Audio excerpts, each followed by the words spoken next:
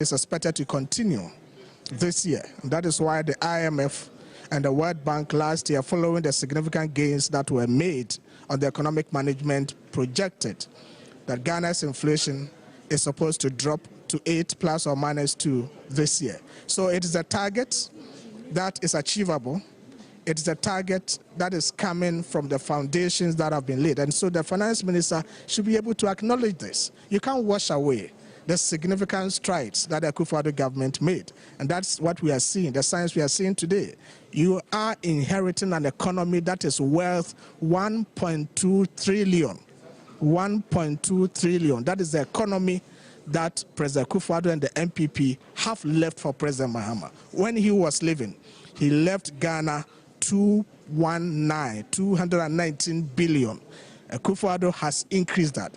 If your father inherited your grandfather and was able to grow the size and the wealth of the family from 219 billion to 1.2 trillion, you don't just be ungrateful to that your father. He has to be grateful. The finance minister must acknowledge and say, I am grateful to the NPP, I am grateful to President Akufo-Addo for leaving me such a wealth, 1.2 trillion in terms of our nominal GDP.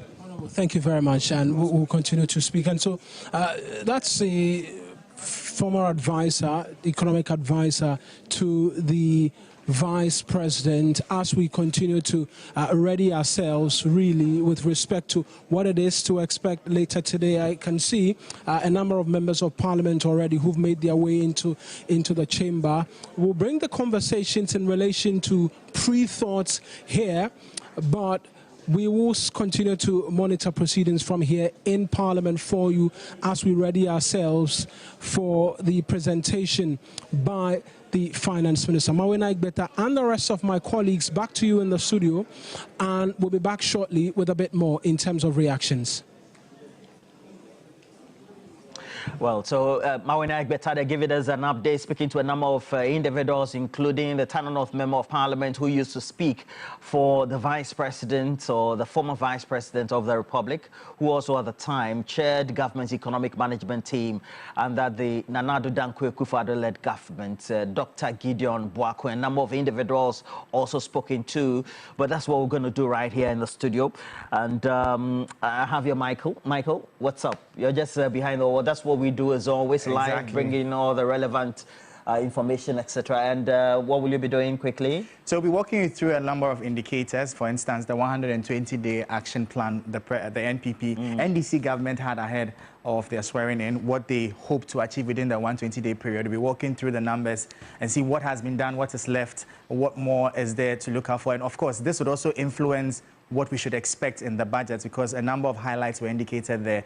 For instance, that some taxes will be scrapped within the first 90 days of the policy. Those are basically a few of the things that we'll be talking about. Well, certainly. So make sure you stick and stay, because also we've been sandwiched by some great people, not only from academia, industry, but also making sure they do the advocacy, representing various sectors of Ghana or Ghana's economy. So I have Mark Bedu Abuaje. He is currently for the Ghana Chamber, the Ghana National Chamber of Commerce and Industry, the Chief Executive. So good morning to you, and thank you for joining us. It's an afternoon here, so I'm still right on the dial. Sure. Yeah, and then my good old friend, and not old, but I've known him for a long time. So Joseph Paddy currently also is a communication director for the very troublesome union, and the Ghana Union of Traders and Industry. Every month expects a statement from Dr. Joseph Obing or Paddy or etc. And Mr. Paddy, thank you for joining us as well. Thank you. And then we are the holders of the economy. Yes. So when they say they are the holders, it means that from everything start to finish, when it comes to making sure what goods are needed, how you get to suppliers outside our borders, and then also how those goods come in, they cover every facet of it. And then speaking to the issues of the policy, industry, academia, we also have regular right here on the channel now, Dr. Peter Tekpe. And well, thank you again for joining us and sacrificing your time. Thank you very much. Well, and quickly, Michael will take us through some numbers, and then we'll quickly be asking some key considerations. Look, Michael, we know that there's been 120 days by way of the promises that have been made, and then also some of those promises actualized or seen to be implemented in the first place by John Dramani Mahama and the rest of his ministers and the government in itself. But really, what are the numbers like? What should we be expecting? How have they been so far, Michael? So, Johnny, we are just around 70-something days since January 7 that President John Mahama took office. But before that, he had entered into a social contract indicating what he would do within the first 120 days. So we'll be walking you through some of the things that he had said he would do, how far they've come with them, and those that are yet outstanding. So top on the list was to hold a national economic dialogue to assess the true state of the economy and prepare a homegrown fiscal consolidation program for the budget. I was at the national dialogue, and it was quite interesting to see the level of camaraderie, support, rallying around that occurred at that particular dialogue, from civil society organizations to academia, industry players, policy implementers, and the likes. And it just shows you for what people have described as the goodwill that the government currently is enjoying the masses. So that we can take off as having been implemented. And I'm believing that, I'm guessing some of the policies that were proposed over there will find their way into the budget presentation that we're expecting Dr. Cassia Lato-Forsing to present any moment from now in Parliament. There was also, within the first 90 days, abolished the following taxes to alleviate hardships and reduce the cost of doing business. Top on the list, I think this has been the most talked about levy or policy over the last 4 years, the e-levy. And I think that if this government is able to finally pull the brakes on this levy, they would get a resounding applaud from the masses, because the level of resistance this levy has received from the public, from industry, from even the telco players themselves and the likes. So John Mahama says when he comes into office, it will be scrapped. And then COVID levy. COVID levy has been an interesting one, because it's been years since the levy.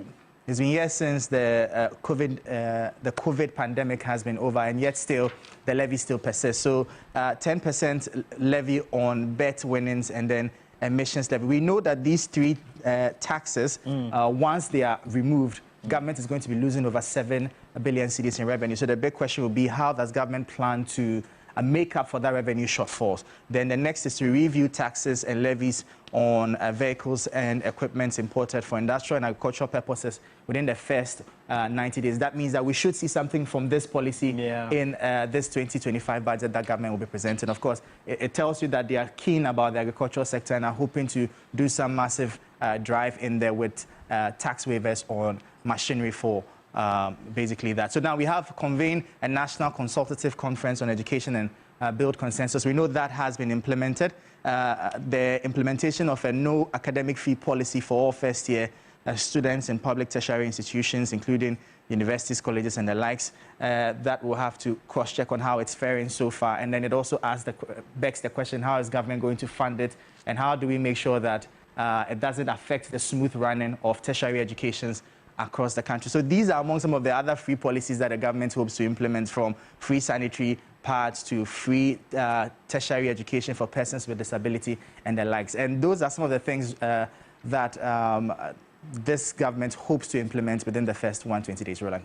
Well, very instrumental there, very educative as well. For those of you who have joined us on social media, TV3 Ghana, across social media, whether it's on Facebook, it's on X, it's on all the relevant ones, YouTube, and then, of course, the one that has always been getting all your videos trending, TikTok. Please make sure you share the stream. Let's have some great conversations. Very soon we'll be doing some acknowledgements so far, but the question would always be right if it's first posed to those who are in the industry, those who tend to interface with the various players, whether supplier, people within the supply chain, or those who tend to do procurement, etc. Very instrumental. Mr. Paddy, at the end of the day, all those promises have been made. There's a lot of baggage that has been inherited, and you'll find that by December, the inflationary trends have always gotten us just within the 21 to 23% mark. Food inflation has always run just a little above 27, 28. So we're still floating around there.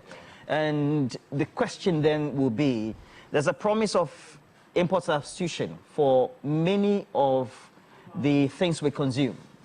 Yet you people, I mean, for those who play key roles by the importation, etc., you have to go source these goods from China, the rest of Asia, and elsewhere.